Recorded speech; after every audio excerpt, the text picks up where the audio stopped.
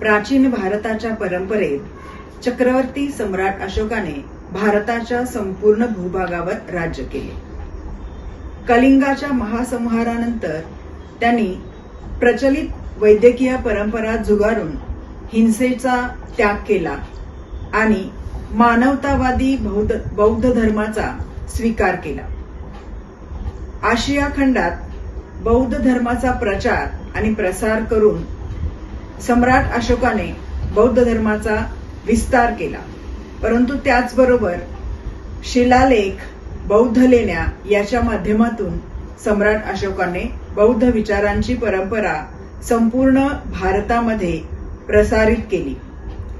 आधुनिक भारताला सम्राट अशोकाच्या विचारांची ओळख व्हावी, त्यांनी केलेल्या कार्याची माहिती आजच्या पिढीला व्हावी यासाठी प्रियदर्शी सम्राट अशोक विचार संवर्धन समिती सोलापूर आयोजित विशेष व्याख्यान प्राध्यापक डॉक्टर धम्मपाल माशाळकर इतिहास तज्ञ यांच्या वतीने आयोजित केला जाणार आहे.